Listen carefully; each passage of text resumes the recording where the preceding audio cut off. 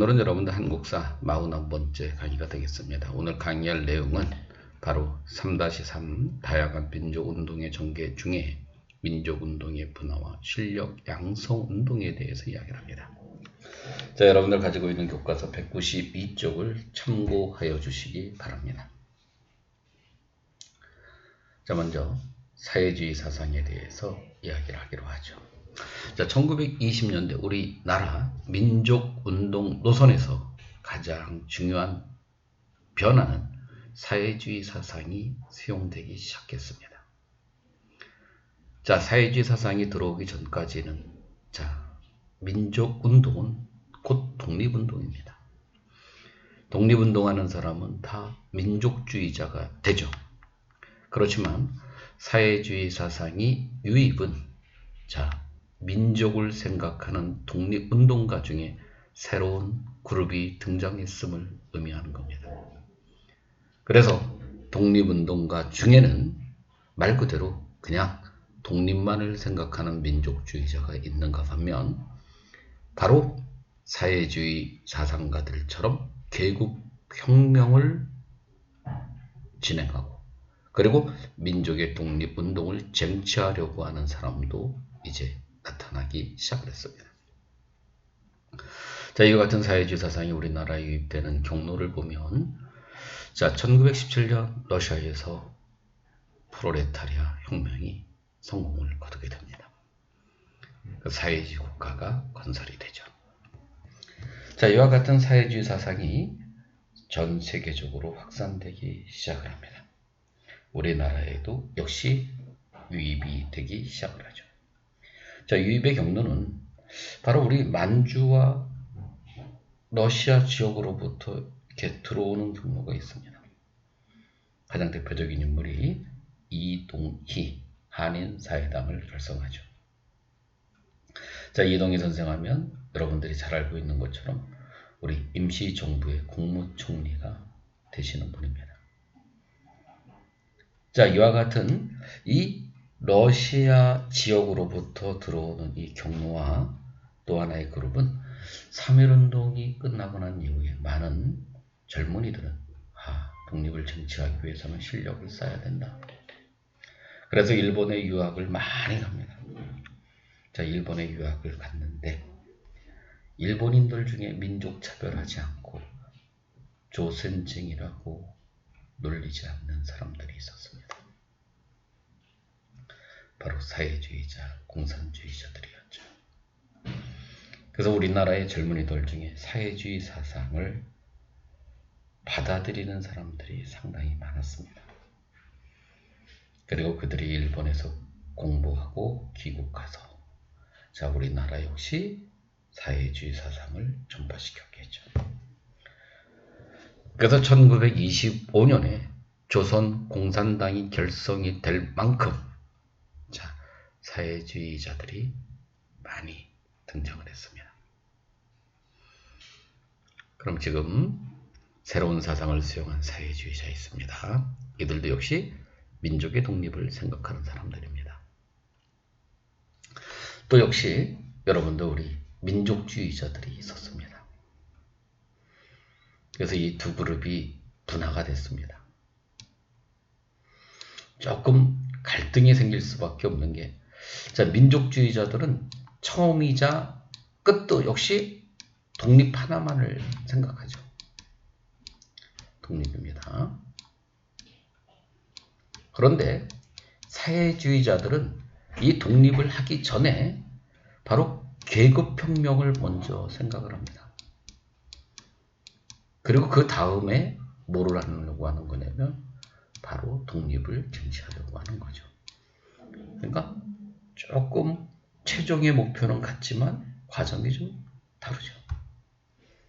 따라서 여러분도 이런 사회주의자들과 민족주의자들이 갈등과 대립이 생겨날 수밖에 없는 겁니다. 그리고 의외로 많은 학생들이 헷갈려하는 게 사회주의자는 민족을 생각하지 않는 것처럼 생각하는데 그렇지 않아요. 다 민족을 생각하는 민족주의자입니다. 그런데 독립만을 쟁취하려고 하는 그런 하나의 민족주의자가 있는가 반면 바로 계급혁명을 하고 역시 독립을 쟁취하려고 하는 사회주의 사상을 수용한 민족주의자가 있는 거예요. 이해되시죠? 자, 그러면 여러분도 아무래도 1920년대 새로운 사상인 이런 사회주의 사상이 들어왔습니다. 평등을 지향하고 자본가를 타도하려고 하죠. 한마디로 노동자와 농민의 세상을 구현시키려고 합니다. 그럼 당연히 이 사회주의자들은 일본의 천황 중심 체제, 즉 천황의 존재를 인정하겠습니까? 부정하겠죠. 역시 타도의 대상입니다. 그래서 일본은 여러분들 사회주의 사상을 탄압하기 위한 일환으로 치안유지법을 공포했습니다. 그런데 우리나라에도 사회주의 사상이 확산이 됐습니다.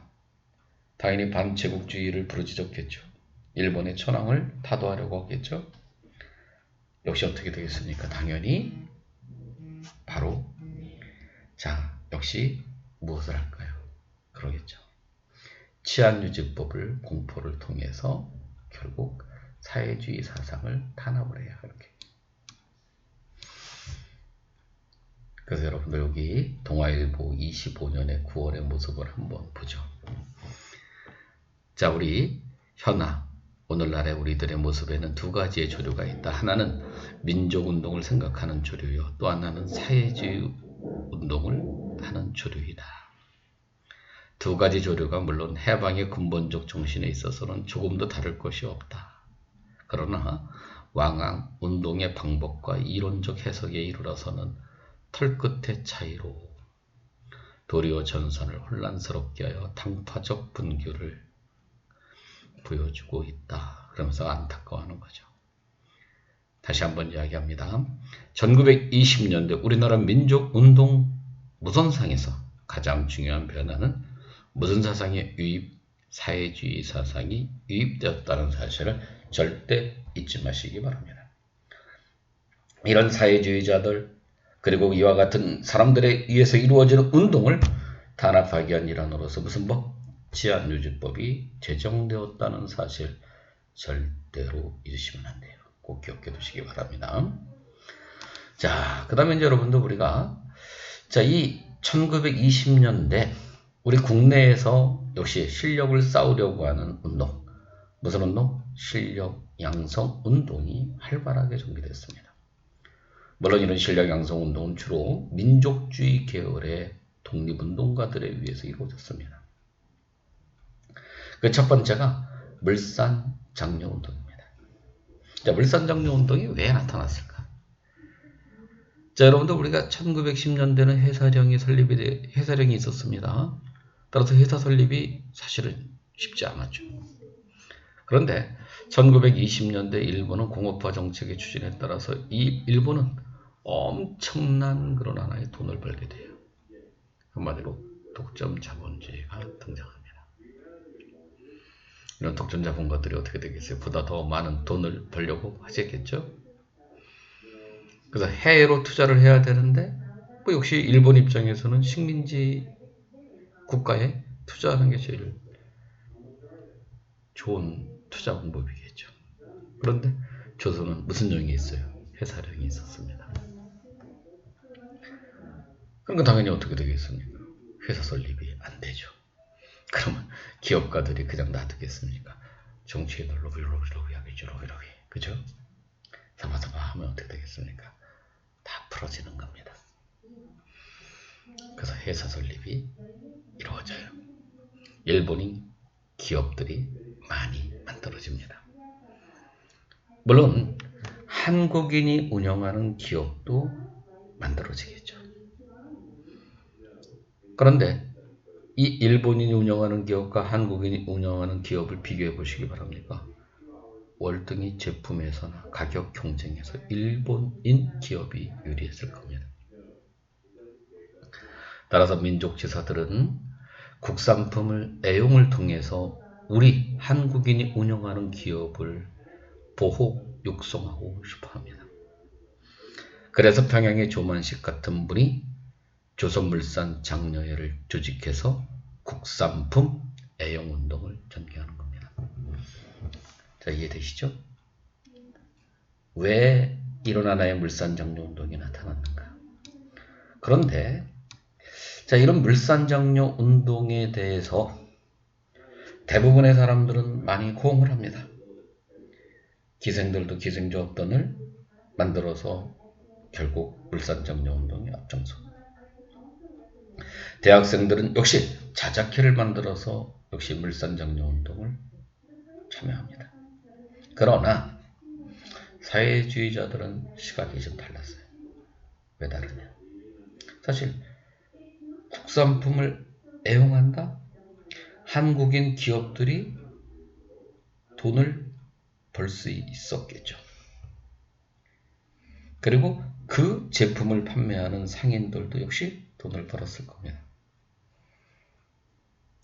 자, 사회주의자들이 보는 시각은 그들도 역시 한국인 기업가나 한국인 상점 주인들도 냉정하게 말하면 자본가입니다. 그들의 이익을 가져다주는 물산 장려 운동은 역시 받아들이기가 쉽지 않겠죠. 왜?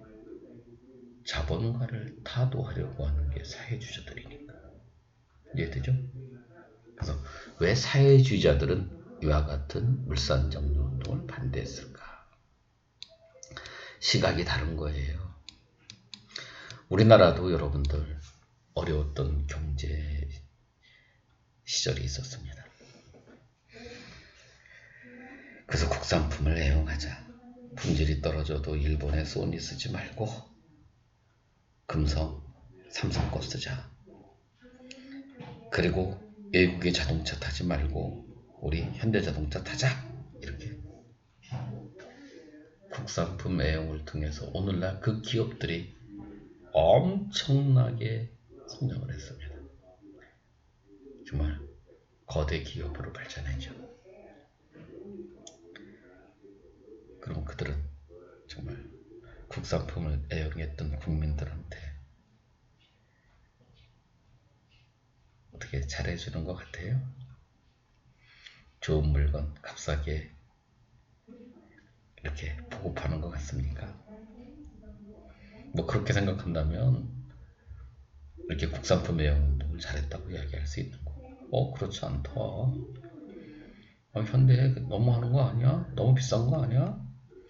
야, 삼성 좀 너무 비싸잖아. 핸드폰 이런 거.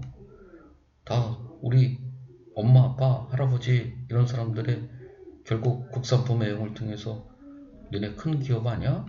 이렇게 생각하면 혹시 어떻게 되겠어요? 어떤 국산품 애용 운동에 대해서 부정적인 시각을 가질 수도 있겠죠. 그리고 또 하나, 여러분들 대학을 설립하자고 하는 운동이 나타납니다. 2차 조선교육령이 시행됐습니다.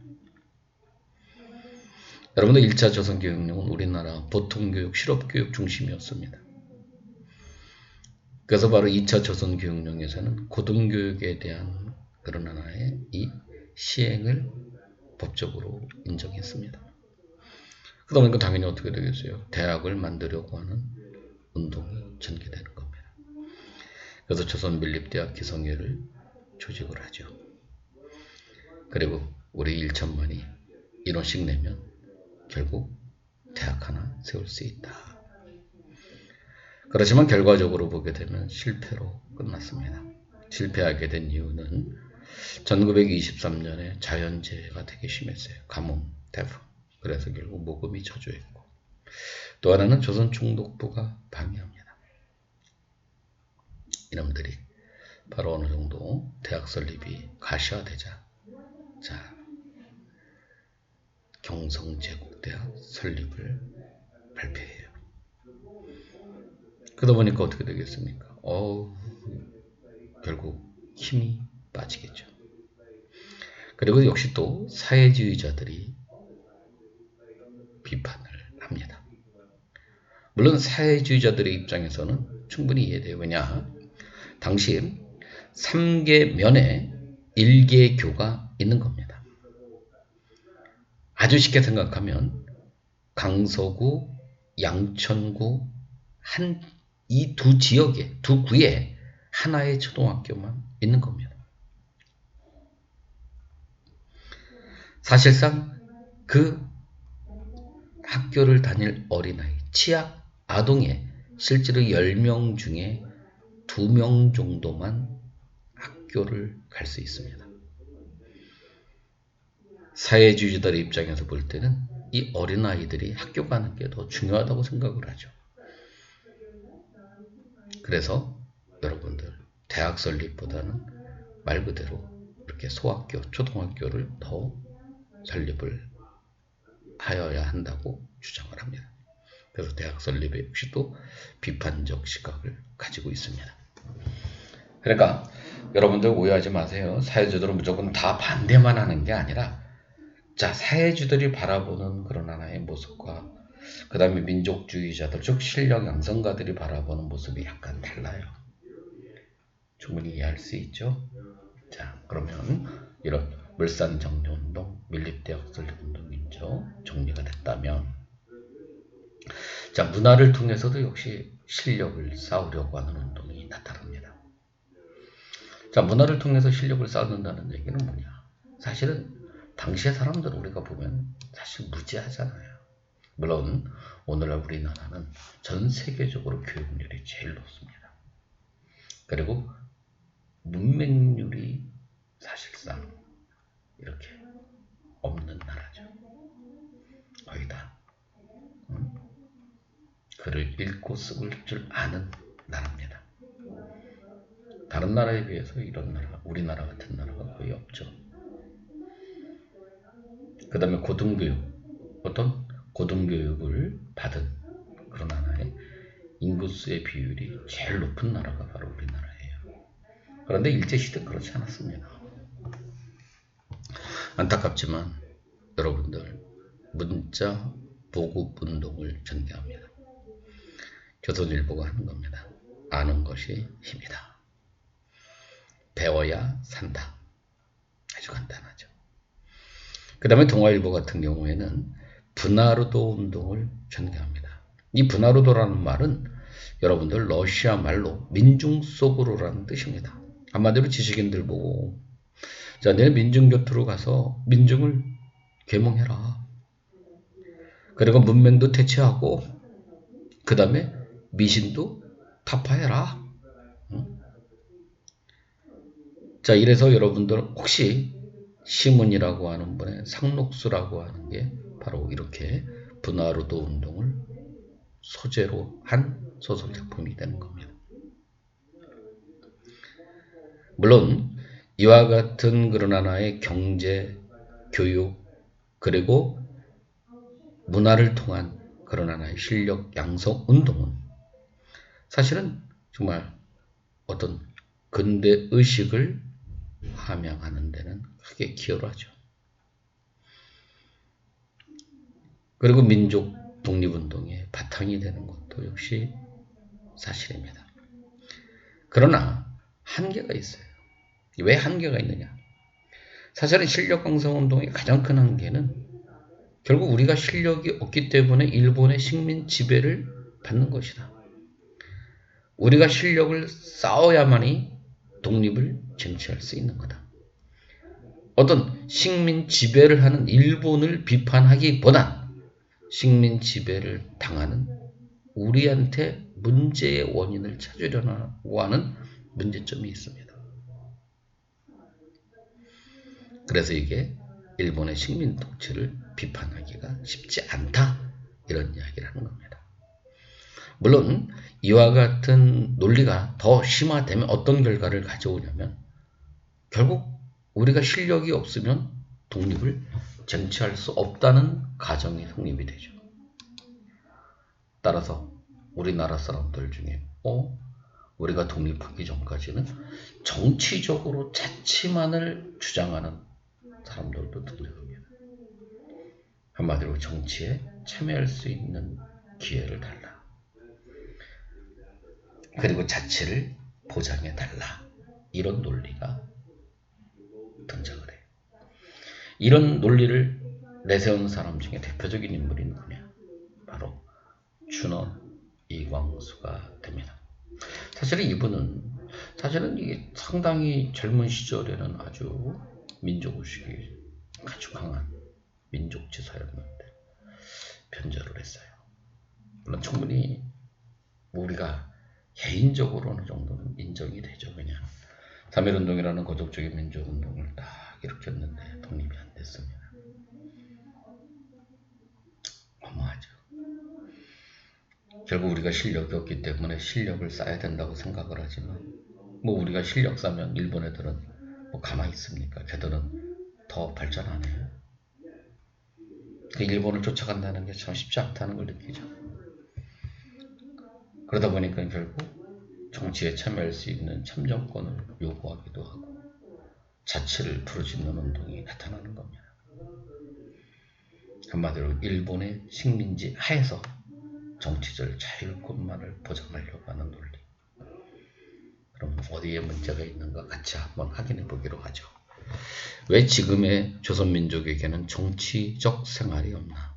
그 대답은 간단하다. 일본이 병합한 이래 조선인에게는 모든 정치적 활동을 금지한 것이 첫 번째 원인이다. 자, 여기까지만 이해되죠. 근데 조선인은 일본의 통치권 승인하는 조건 밑에서 강렬한 절개의식이 있었던 것이 제2원이다. 충분히 우리 민족의 또 이게 또 장난이 아니죠. 남의 나라 민족 밑에서 이거 숨쉰다는 거, 이거 용납이 안 되죠. 끊임없이 투쟁하죠. 그다음에 우리는 조선 내 일본이 허용하는 범위 내에 일대 정치적 결사를 조직해야 한다는 것이 우리의 주장. 바로 한마디로 일본의 식민지 하에서 정치적 자율권을 보장해달라. 그래서 우리는 이와 같은 사람들을 일컬어서 무엇이라고 하는 거예요? 변절자.